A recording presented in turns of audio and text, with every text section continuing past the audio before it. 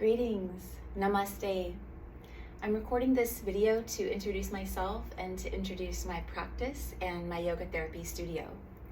My name is Soma Greenlees, and I've been a licensed massage therapist and certified yoga instructor for almost 30 years here in Austin, Texas. I have several areas of interest and specialty, and those include prenatal and postnatal, bodywork, and yoga. I'm also a Watsu practitioner, and I have a special passionate love in yoga for having yoga practice be one of the ways that I share bodywork. So in all of my classes and whenever I'm teaching, my intention is that my students come away from the class having a therapeutic and healing, beneficial, integrative session similar to what they would have during a massage. I often get asked, what kind of yoga do I teach? And so I'd like to answer that question here as well. Yoga is an eightfold path, and only one of the 8 limbs has anything to do with our physical bodies, and that aspect of yoga is called Hatha yoga. In some translations, Ha means sun and Tha means moon, and yoga is to bind, to yoke, to bring together. So in my experience and from my perspective, practicing yoga is very much an art, a science of coming together with ourselves and bringing balance and harmony into our systems. We have the influence of the sun and the moon. We have masculine and feminine. In Chinese medicine, yin and yang. In Ayurveda, we have Ida and Pingala channels through the body. And the point of our practice is to really bring together and harmonize the different energetic elements in our body so that we are in harmony, coming into harmony with ourselves. The overall path of yoga, the eightfold path of yoga, from my perspective and my experience, is really about a way of living which reflects that we understand that all is one, that we understand our interconnectedness with each other and with the natural world. And that is how I think about the path of yoga. I think of it as an aspirational path that reflects this concept of unity.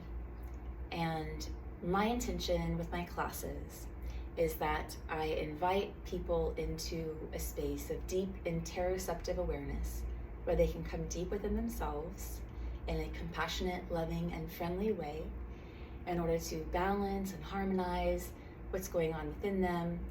And this includes practices with the physical body, but we also are more than just a physical body. And yoga addresses the whole that we are. We have our mental aspects, our emotional aspects, our energetic aspects, our lifestyle, how we live. And so the practice of yoga really addresses us as a whole. So Hatha yoga is the style of yoga that I teach, and that is the aspect of yoga that deals with our physical bodies, the practices that we do. So one of the main key features of a Hatha yoga practice is Hatha yoga asana. Asanas, as defined by Donna Farhi, are, this is a loose translation, but I love how she interprets asana in her book, Yoga, Mind, Body, Spirit, where she defines asana as dynamic internal dances in the form of postures. And practicing these asanas helps us to cultivate, to refine our sense of inner perception. And it's a healthy practice for our nervous system and helps us to come into balance. So I'll elaborate on that point a little bit, because a lot of people think that you have to be flexible to do yoga, and you do not have to be flexible at all to practice yoga. But in the spirit of bringing things into balance, everyone's different. And some people's bodies can be on the more mobile side, and some people's bodies can be on the more stable side or rigid side. And what we want to do is come into a nice balance so that we don't have so much rigidity or stability, that we don't have circulation and flow and healthy range of motion. And we don't want to be so far into the flexibility area that we don't have enough stability, because either extremes can cause harm to the body over time. So from my perspective, the purpose of practicing these Hatha Yoga asanas or postures is to tend and care for our bodies so that they are in balance, not necessarily being, overly flexible or overly strong, and the performative practices don't hold as much value from my perspective. It's more about tending this body. So the overall intention of tending our bodies, having our bodies be in balance, being in harmony with ourselves, is so that we can move about the world well. We can sit and allow the mind to settle in meditation, and we can move in our everyday life in ways that are stable and easeful.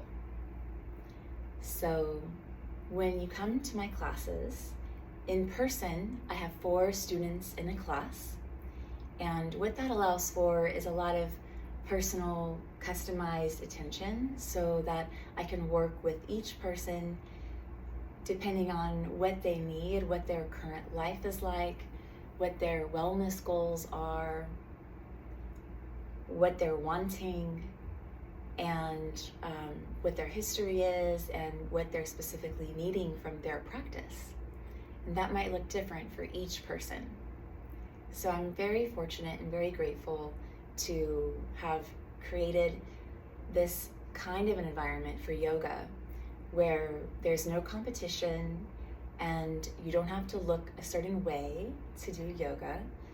Flexibility is not a requirement, neither is looking like any image that you've ever seen of a yoga pose. So that's the kind of yoga that I teach. It's Hatha Yoga. I teach from a body worker's perspective. My intention is to help people come into a deeper relationship with themselves, to equip them with tools that they can use within their self-care practices.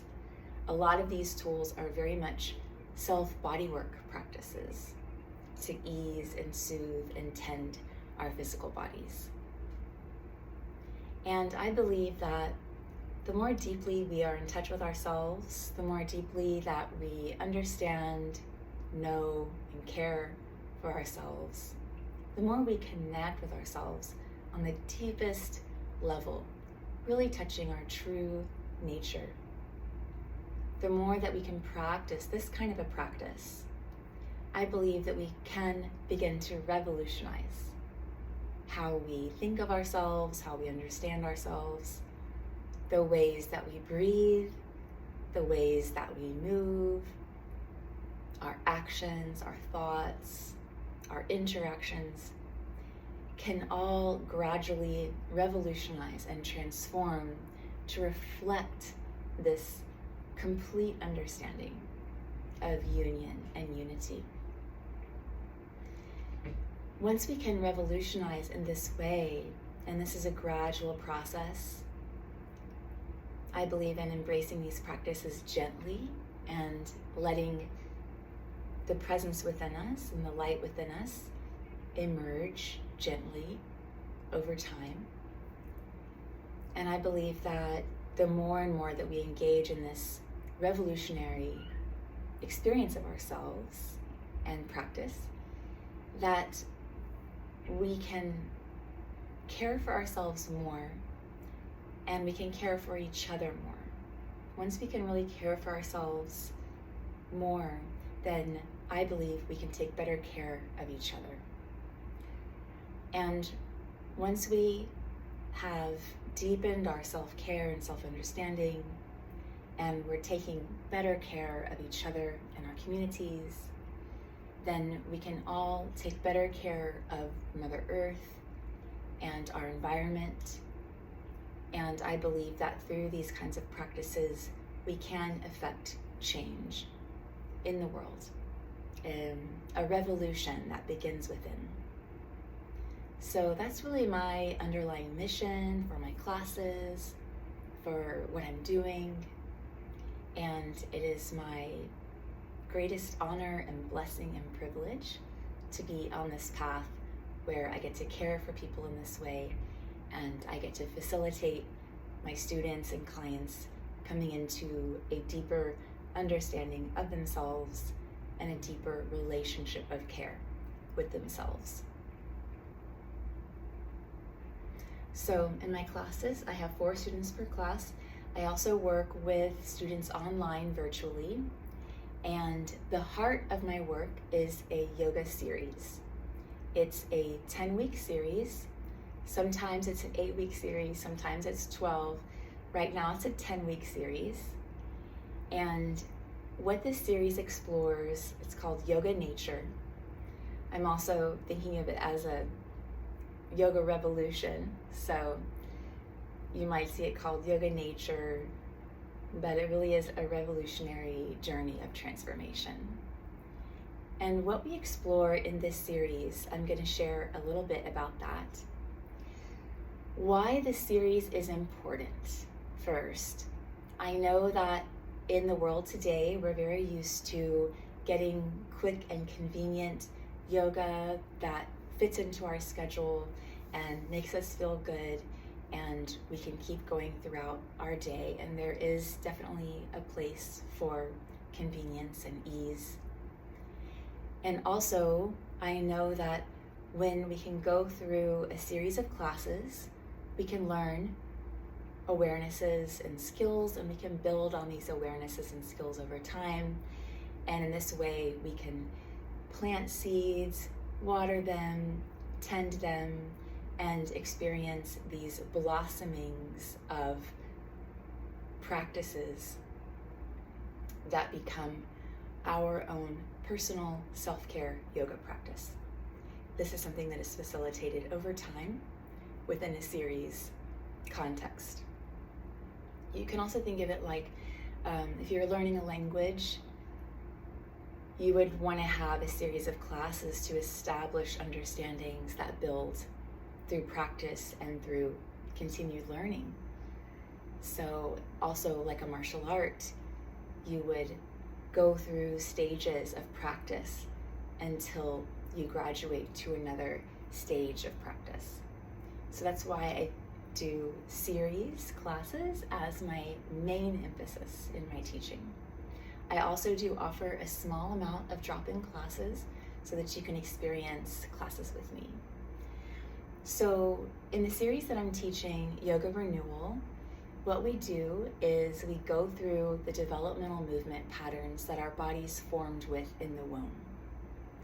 And so this is just basically, rather than learning how to do yoga right or how to perform a pose in the right way, what we're doing actually is we're dismantling any patterns of movement and breath that we've gotten into that don't serve our optimal ease and stability in our bodies. So for example, if we do a lot of sitting in chairs, we might find ourselves struggling with our posture and wanting to have better posture. That's one example of repatterning our movement or postural rehabilitation. So we can practice techniques to have our posture better, and we can do things in a certain way, but that can lead to an experience of forgetting and remembering and trying harder, and it can be a little bit of a self-defeating process if we really want to have true transformation, which is permanent and lasting change. I believe that what we need to do is go deeper than the surface level practices, and we need to reestablish our connection with our body's natural way of moving and breathing. And this can be a foreign concept for us because the way that we live in modern society and modern culture is not very connected to these natural, innate ways of moving. But if you look at indigenous communities and indigenous people, they embody these ways of moving. Also, if you look at any tree or any plant or bird or fish or any living creature in nature outside of us, they also are demonstrating these natural ways of orienting with gravity and orienting with space. And, we're just exploring how our bodies are naturally designed to move and breathe. This very simple thing can be a challenge because what is required is dismantling everything that gets in the way of that. And in our culture, we have a lot of disconnection from that. For example, as babies, we're maybe not held as much as is required to develop the patterns that we need for healthy, optimal movement and breath. And we're put into chairs at our early age in schools, and we sit in our cars, we sit at tables, we sit at desks, we sit on couches, and we're very much dependent on furniture, and that's just not a way of relating to the ground and gravity and space that would be a normal, natural way of being in our bodies. So that's just one example.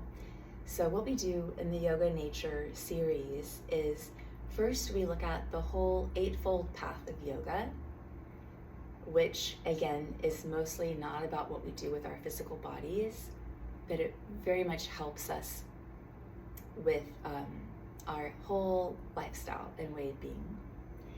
And when we get into the physical practices, we are practicing developmental movement repatterning. So within each asana, I'm working with my students to repattern so that their movements are easeful, stable, and not movements that will accumulate towards injury or strain, but our movements are nourishing and therapeutic, medicinal even. So the journey of developmental movement repatterning in yoga renewal is such an exquisite journey that I'm very passionate about. And it is a journey of renewal. We get to regrow, re-know, and wipe the slate clean, have a fresh start, discover ourselves anew, move in new ways. And it's perfect for someone who's wanting to begin their yoga practice, or someone who has had a life change and they want to renew their practice based on where they're at right now in their life. Maybe they had an injury and now they're restarting their practice. Maybe they're going through a life change, a career change, a journey of recovery. And this yoga renewal journey is the perfect companion to help someone cultivate their own self-care practice that they can utilize every day for their self-care, for tending their bodies. And so that's a little bit about yoga renewal. And before I talk too much, I'm gonna wrap up my little talk. Just wanted to introduce myself, what kind of yoga I teach, what I'm doing here. I'm in Soma Yoga Shala. This is my private yoga therapy studio. Soma is a word that has two meanings in my mind. One of the meanings is from an ancient Vedic meaning. Soma is the word that can be used to describe plant medicine that the very first yogis used in traditional, ancient, spiritual practices to induce this elixir of life, it's called. That's also called Soma. So Soma can be used for the plant medicine, and Soma is also used to describe the elixir of life that is released from the center of the brain. And this can also be released as yoga was being conceived, and in its roots of beginning, these first shamans were using this plant medicine. And then also after that, there became the development of yogic practices which induced the same results without the use of the plant medicine, but with yogic practices of meditation, with disciplined, advanced practices. They discovered through a very scientific way of masterful self-awareness and connection to nature, and studying what the effects of different practices are within their physiology and their whole selves. Over thousands of years, they cultivated these practices, and Soma is a word that can be used for this elixir of life, or Amrit, that comes from the center of the brain. So that's one way of thinking about Soma. The other way of using the word Soma is the word somatic, and Thomas Hanna was the first to use the word somatic, and he used it to describe the experience of the body from within. So his definition is the experience of the body from within. This approach is a somatic, a embodied, an inside-out approach. So rather than moving the body from the outside in and doing practices from the outside in, the way they should look, or performing, we're doing these practices from the inside out, and through a process of self-inquiry.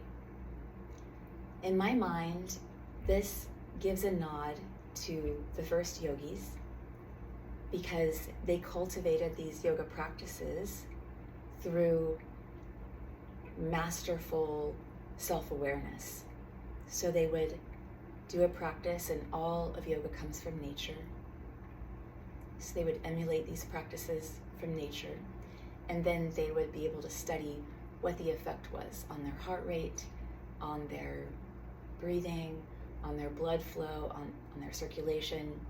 And there are examples of how they would do this, where, for example, some ancient yoga masters are recorded to slow down their heart rate and their blood flow and circulation to the degree that they appeared to be dead, even their pulse, and they would be buried, and then they would resuscitate themselves and come back, resuscitate themselves and reanimate themselves. And this is just an example of the mastery that they have of being aware of all of the intricacies that are going on within them, and utilizing practices that have effects in their physiology, in their energy body, in their physical body, psychology, emotions, mental, energetic level, spiritual level. So in my mind, when we practice this somatic approach in yoga, we are aspirationally, as best we can, trying to emulate this example of noticing what a practice does. So let's say I give an inquiry or practice for students. Before I give the practice, we will check in and notice how we're doing through all of the layers of ourselves. And then we will do a practice, and then we'll check in again and notice, what effect did this have? And we'll be curious about that from within. And this, over time, creates a somatic memory bank. So we begin to discover, oh, this practice that I explored caused me to have freer breathing. This practice that I explored really relieved my back pain. Or this practice that I've been doing over these months has resulted in me having deeper sleep and a sense of deeper contentment in my life. So, or we might notice after practicing something and then checking in, the next time we practice it, we might want to try something different. Or maybe that practice doesn't feel good and it's not right for us. So maybe we might want to throw out that practice and try something completely different. So that is how I am using the word Soma in my studio name, Soma Yoga Shala.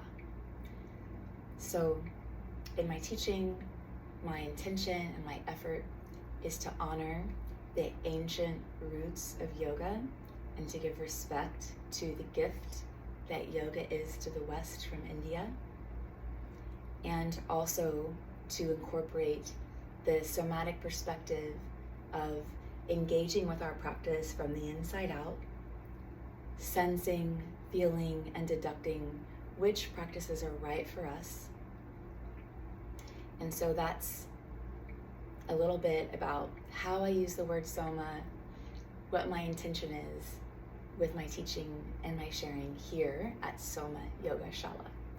I explained yoga being the word from Sanskrit meaning union, to yoke, to bind, to bring together. The practice of yoga being a sacred coming together with ourselves. And Shala is a Sanskrit word for home. And as we come together with ourselves, we come home deeper and deeper within ourselves to our true nature. And this physical environment is a home for that practice. So the word studio, model, like if I were to say Soma Yoga Studio or Yoga Studio, the word studio usually lends itself to a model that is typically based around fitness and also around customer service and convenience and just kind of the commercial way of engaging with the practice.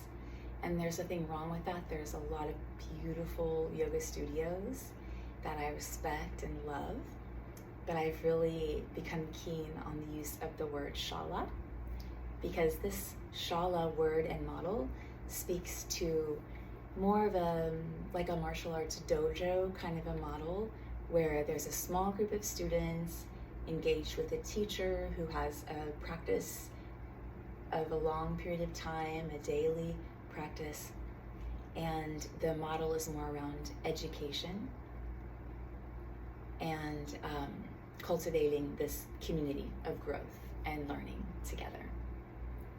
So that's an explanation of Soma Yoga Shala and a little introduction about myself, the kind of yoga that I'm teaching, my series classes, which are the heart of my work.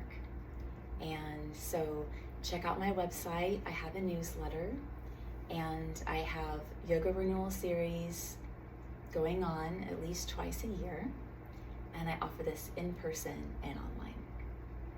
Thank you so much for watching. Please reach out if you have any questions or to connect. Namaskar.